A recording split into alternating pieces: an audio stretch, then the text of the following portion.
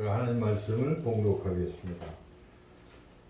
또 이르시되 어떤 사람에게 두 아들이 있는데 그 둘째가 아버지에게 말하되 아버지여 재산 중에서 내게 돌아올 분깃을 내게 주소서 하는지라 아버지가 그 살림을 각각 나누어 주었더니 그 후 며칠이 안 되어 둘째 아들이 재물을 다 모아가지고 먼 나라에 가 거기서 호랑방탕하여 그 재산을 낭비하더니 다 없앤 후 그 나라에 크게 흉년이 들어 그가 비로소 궁핍한지라 가서 그 나라 백성 중 한 사람에게 붙여 자니 그가 그를 들러 보내어 돼지를 치게 하였는데 그가 돼지 먹는 쥐염 열매로 배를 채우고자 하되 주는 자가 없는지라 이에 스스로 돌이켜 이르되 내 아버지에게는 양식이 풍족한 품꾼이 얼마나 많은가 나는 여기서 주려 죽는구나. 내가 일어나 아버지께 가서 이르기를 아버지 내가 하늘과 아버지께 죄를 지었사오니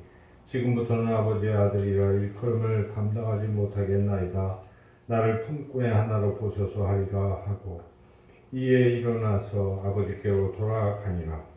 아직도 거리가 먼데 아버지가 그를 보고 측은히 여겨 달려가 목을 안고 입을 맞추니 아들이 이르되 아버지 내가 하늘과 아버지께 죄를 지었사오니 지금부터는 아버지의 아들이라 일컬음을 감당하지 못하겠나이다 하나 아버지는 종들에게 이르되 제일 좋은 옷을 내어다가 입히고 손에 가락지를 끼우고 발에 신을 신기라.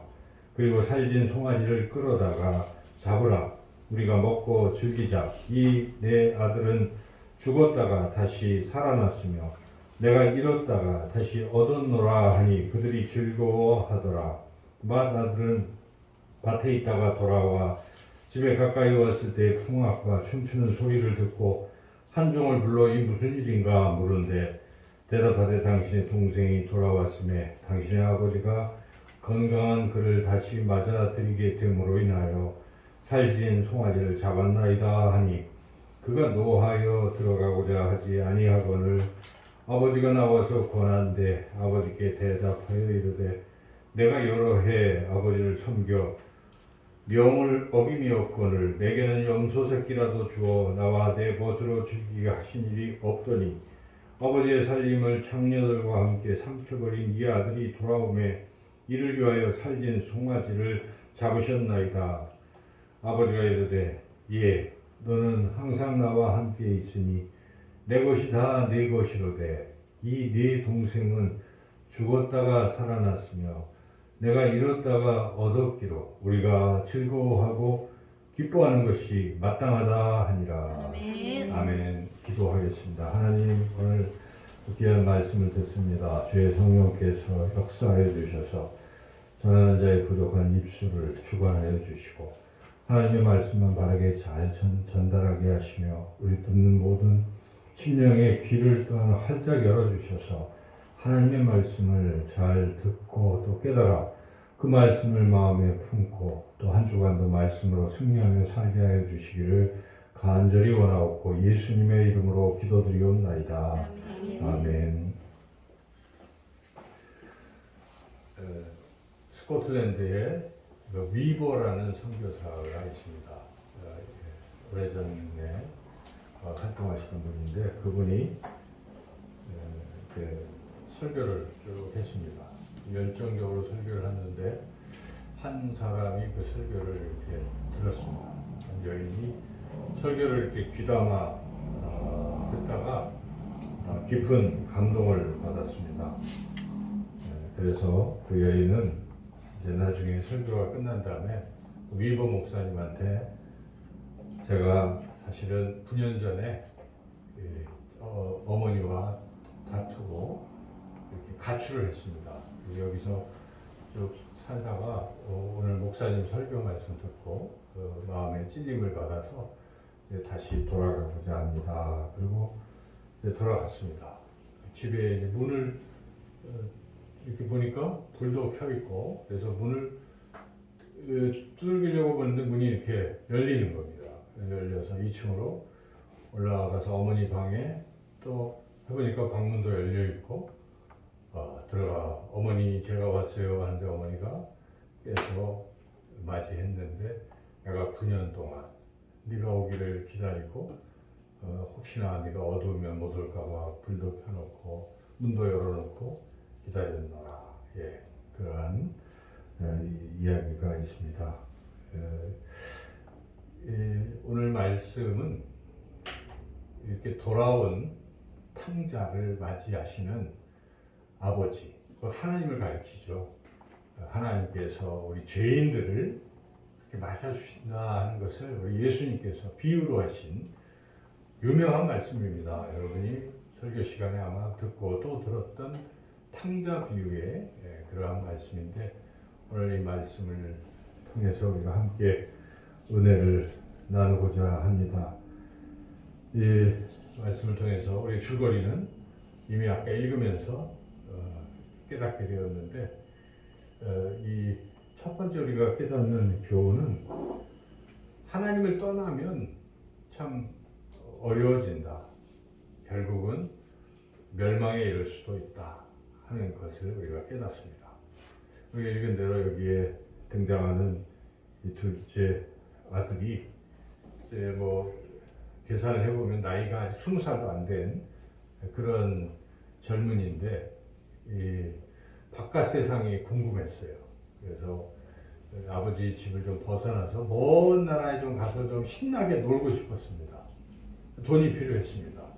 자기는 돈이 없으니까 아버지한테, 아버지 돌아가시면 저한테 주시려고 하는 그 유산을 좀 미리 땡겨주세요. 이런 식으로 졸라서 그 아버지가 할 수 없이 허락을 했습니다. 그래서 그걸 챙겨서 이제 자기가 원하는 곳에 이제 가게 된 거죠. 처음에는 신나게 그 돈을 물 쓰듯이 막 쓴 것입니다. 성경에 표현해 보면은 허랑방탕하다 이렇게 표현이 돼 있잖아요. 그러니까 허랑방탕의 뜻은 우리가 아는 대로 이렇게 아주 막 사치스럽게 있는 대로 다 허비하는 그런 걸 말하죠.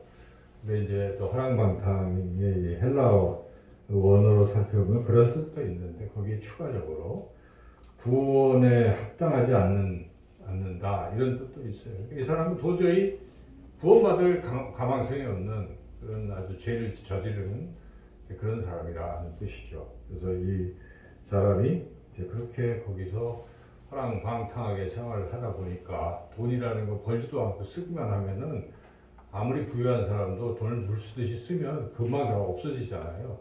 그러니까 이 젊은이가 또 다 쓰니까 돈이 하나도 없어진 겁니다. 나중에는 이제 먹을 것들도 없고 먹을 것이 없고 하니까 그 사람한테 가서 이제 일을 하게 됐는데, 그 차마 같은 이스라엘 사람들에게는 이야기를 못하고 외국 사람, 이방인한테 가서 나 일 좀 시켜달라 해서 이제 거기 일을 하게 됐는데, 마침 흉년이 들어서 뭐 끼니 걱정하는 이제 그런 시절이었죠. 근데 뭐 일을 하다 보니까 돼지를 치라고 하는데, 유대인들에게 있어서 이 돼지는 먹으면 안 돼요. 우리 레위기 말씀을 읽었지만 여러분, 지금 이제 요한복음으로 넘어가고 있지만은 그 새벽 큐티에 레위기에 보면은 먹을 짐승이 있고 못 먹을 짐승이 있는데, 이렇게 굽이 되새김질도 하고 굽이 있어야만 먹는데 정한 동물인데 어느 한쪽만 되면 안 되는, 돼지는 이제 그런 거니까 돼지는 안 먹습니다. 이스라엘 사람들이. 그래서 돼지를 부정하게 보는 겁니다. 불결하게. 그런데 그 부정하게 보는 돼지를 치고 있으니까 그 사람도 부정한 거예요. 레위기에 부정한 것을 먹거나 만지면 같이 부정하잖아요.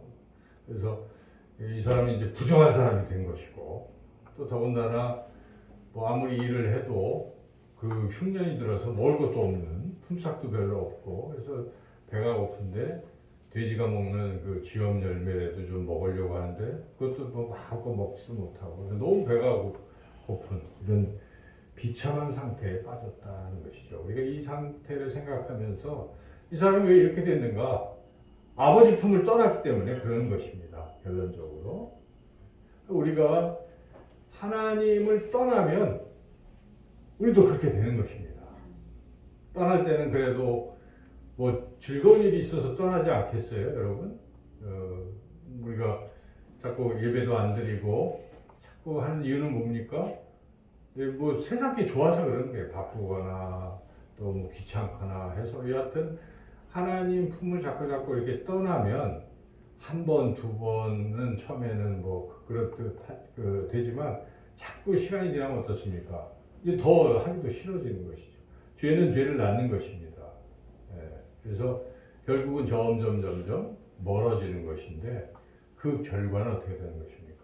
그것은 하나님으로부터 떨어진 사람은 영적으로 피폐해지는 것이고 또한 심적으로도 불안합니다. 즐거운 것 같지만 즐거움이라는 건 항상 짧습니다. 찰나적입니다.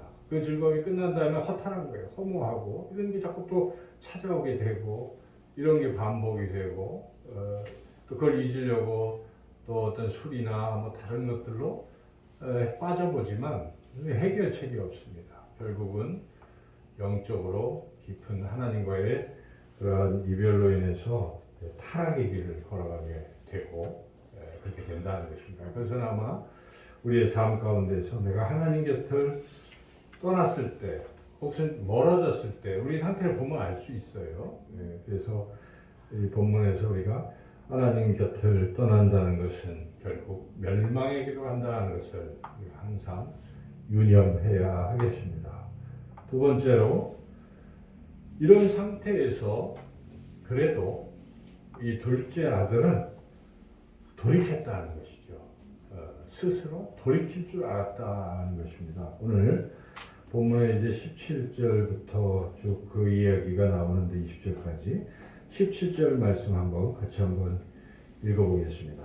이에 스스로 돌이켜 이르되 내 아버지에게는 양식이 풍족한 품꾼이 얼마나 많은가 나는 여기서 주려 죽는구나. 그래서 스스로 돌이켰다는 것이죠. 여기서 돌이킨다는 것은 이게 회개라는 뜻이에요. 회개. 회개는 원래 후회하고 고친다는 그런 한자지만은 이 헬라어나 히브리어로 보면은 이것은 돌이킨다, 돌아선다 이런 뜻입니다. 누구에게로 돌이킨다는 것입니까? 하나님께로 돌이키는 것이고 지금 이 사람은 아버지께로 돌이키고 있는 것입니다. 그래도 이 돌이키는 게 굉장히 중요하죠. 아무리 자기 상태가 심각하고 안 좋을지라도 거기서 하나님께로 다시 돌이킬 수 있다면 거기에는 가능성이, 희망이 있는 것입니다. 근데 참 어찌 보면 이 상태가 비참해질 때 그것이 은혜일 수가 있어요. 사람이 그게 그냥 비참해지지 않고 조금만 나빠지는 정도면 그냥 버티지만은 완전히 나락으로 이 등장인물처럼 나락으로 빠질 때는 그때가 은혜의 때예요. 이렇게 이제 누구 생각이 납니까? 아버지 생각이 난 것입니다. 여러분도 저와 여러분도 살면서 또 그런 깊은 나락에 빠질 때 그때 하나님을 찾게 되는 거죠. 하나님을 찾는 것과 또한 동시에 뭡니까? 자기의 비참함을 보게 되는 것입니다. 두 가지를 다 볼 수 있으면 돌이킬 수 있어요. 그게 돌이킬 수 있는 힘이라는 것입니다. 오늘 본문의 17절에도 아버지를 생각했습니다. 아버지에게는 양식이 풍족한데 근데 나는 여기서 줄여주는구나. 자신의 비참한 상태와 하나님 아버지를 이렇게 대조적으로 보면서 둘을 다 생각하게 된 것입니다. 이게 회개의 힘이고 원동력입니다. 자기 스스로 돌이켰다고는 하지만은 그 배후에는 누가 계신 것입니까? 하나님 계신 것입니다.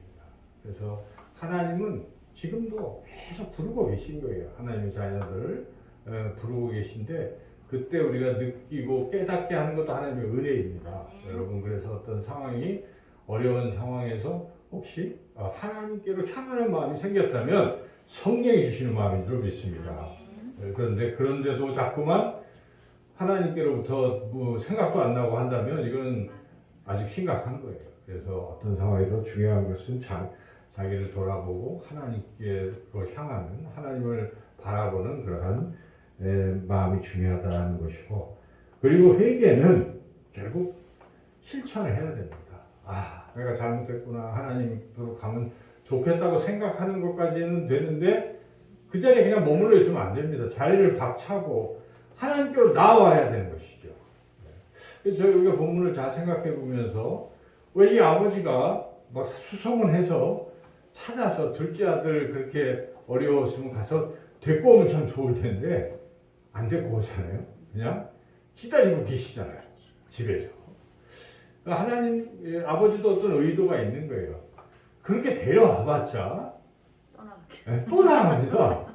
그러니까 자기가 뼈저리게 느끼고 자기 스스로 돌이킬 수 있도록 기다려주고 그렇게 하는 것이 더 중요한 것입니다. 그래서 하나님 아버지의 사랑은 회개할 수 있도록 해서 기다려주시는 것입니다. 그래서 이렇게 상황에서 여하튼 그래도 이 사람은 결정적으로 뭘 했습니까? 돌이켜서 왔다는 것. 그래서 우리가 자리를 박차고 하나님께로 나오는 것이 우리가 회복과 구원의 길로 들어서는 그런 것인 줄로 믿습니다. 그래서 자리를 박차고 오는 거죠. 자, 이렇게 해서 이가 이제 회복이 시작이 되는데 여기에 우리 아버지가 이 사람을 기다리는 모습이 여기 또 쭉 20절부터 나오죠. 20절을 특별히 한번 읽어볼까요? 이에 일어나서 아버지께로 돌아가니라. 아직도 거리가 먼데 아버지가 그를 보고 측은히 여겨 달려가 목을 안고 입을 맞추니. 예, 그렇습니다. 돌아가서 문을 두드리는 것도 아니에요. 그냥 벌써 먼 동구 밖에 서 계신 거예요. 다 보고 지금부터 기다리고 있었다는 걸 우리가 알 수 있잖아요. 둘째 아들이 언제 나올까 하고 쭉 거기를 보시다가 이 아들은 아버지를 못 봤어요. 그냥 고개 숙이고 기가 죽어서 오는데 아버지가 그냥 가서 달려가서 꽉 껴안아주는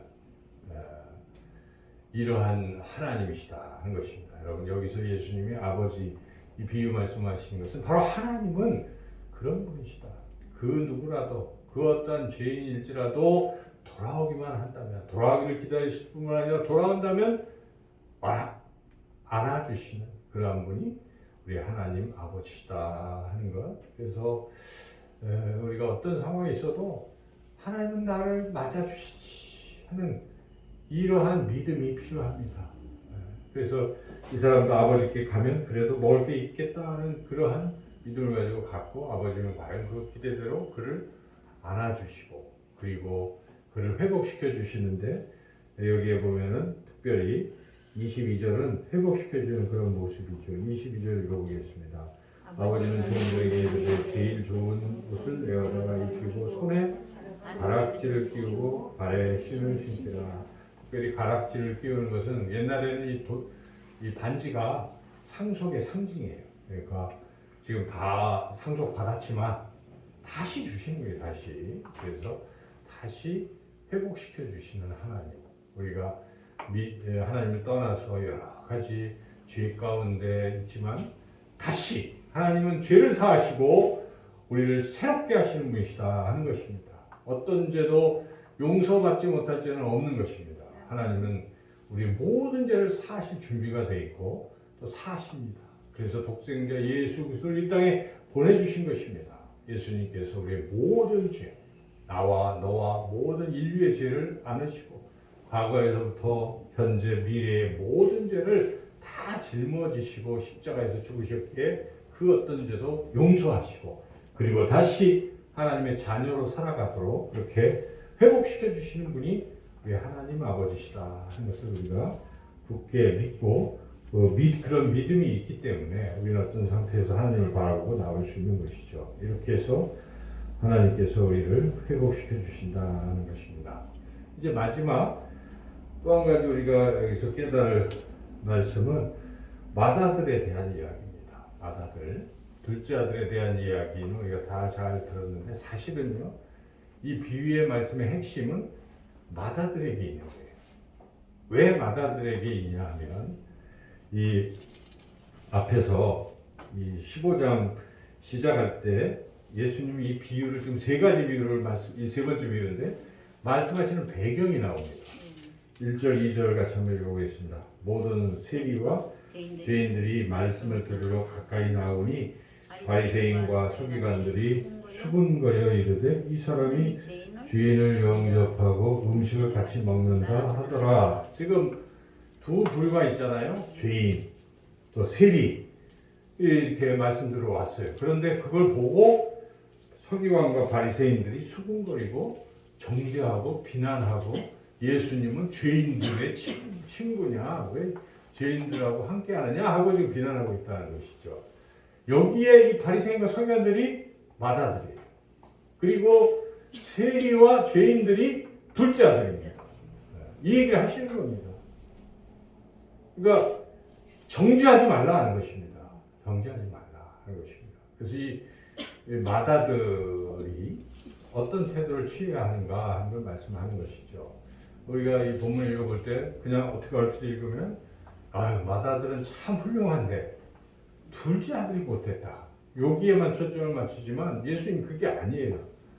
이 맏아들은 물론 아버지하고 함께 있었고 시킨 일 잘하고 훌륭해 보이지만 이 맏아들이 뭔가 잘못됐다는 걸 우리가 느끼는 것은 그게 정말 훌륭했으면 동생이 물론 재산 탕진했지만 고생하고 돌아왔으면 아유 돌아왔으니 다행이다 하고 동생을 사랑하는 것이 이게 맞는 얘기인데 거기서 시샘을 하고 질투하면서 아니 왜 그렇게 못된 짓 하고 온 애한테는 송아지 잡아주는데 나는 염소 새끼도 한 마리 안 잡아줍니까 하고 지금 불만을 터뜨리고 미워하고 하는 이 마음 자체가 뭐 잘못된 거라는 것이죠.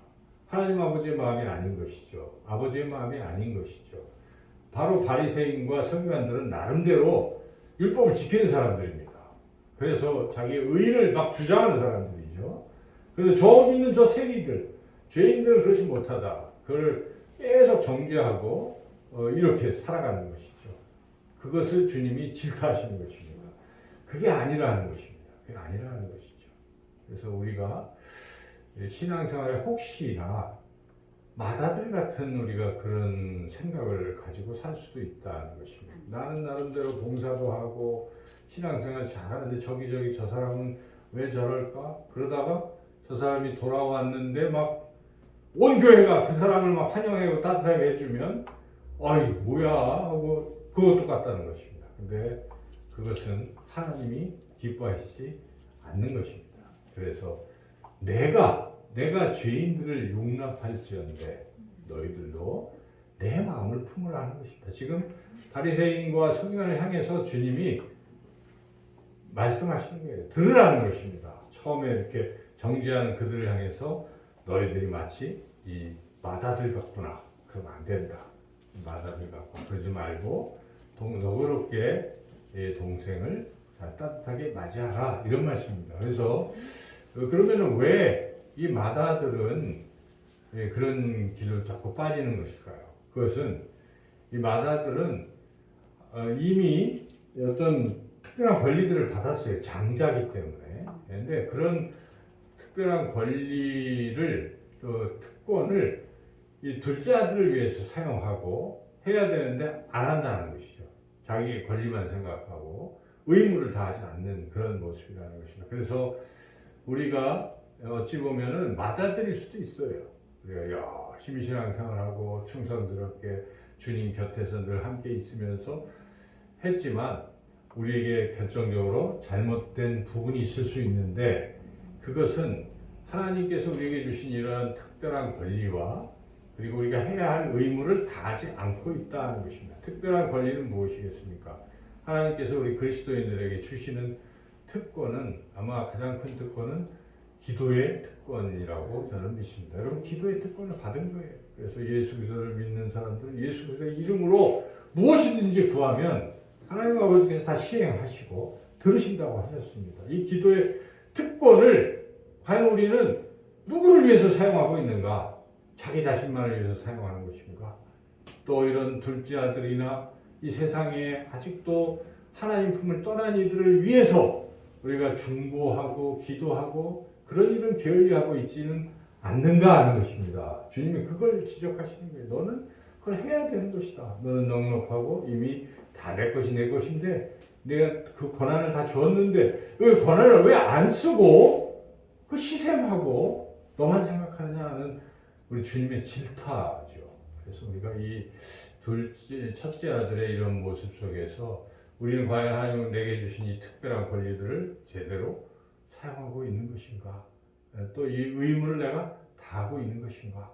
여러분 기도하시고 또한 그들을 주님께로 인도하는 이런 전도하는 그런 일들을 우리가 게을리해서는 안 된다 하는 그러한 경고의 말씀이다. 우리가 그렇게 마다들에 대한 이걸 보면서 깊이 깨달을 필요가 있습니다. 오늘 긴 말씀인데 이 말씀을 통해서 무엇보다 먼저 하나님 곁을 떠나면 좋아 보이지만 비참해진다는 사실을 알고 혹시 좀 멀어졌다면 이제 다시 주님을 바라보고 내 처지를 깊이 생각하고 다시 하나님께로 돌아오시는 저와 여러분이 되시기를 축원합니다.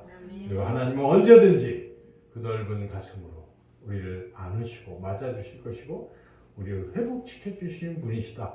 하나님은 사랑이시다 하는 그 믿음을 잃지 마시고 그 사랑에서 끊을 자가 없다고 로마서 8장에서 사도 바울은 우리에게 말씀하고 있습니다. 사망이나 권세나 그 같은 것도 예수 그리스도 안에 있는 하나님의 사랑에서 끊을 수 없다라고 그렇게 선포하고 있습니다. 하나님은 항상 어떤 사람도 사랑하신다는 것, 바로 나를 사랑하신다는 것을 결코 잊지 마시고 어떤 상황에서도 하나님 품으로 나오시기를 축원합니다. 그리고 마지막으로 우리가 만약 나름 열심히 신앙생활하고 큰아들 같은 그런 존재라면 우리에게 주신 이 놀라운 기도의 특권과 또 우리가 복음을 전파하는 이러한 의무를 잊지 마시고 열심히 잘하고 다른 사람들을 정죄하거나 이런 것보다는 하나님 아버지의 마음을 품고 따뜻하게 사랑하시고 그렇게 주님의 귀한 일들을 잘 감당하시는 저와 여러분 모두가 되시기를 주님의 이름으로 축원합니다.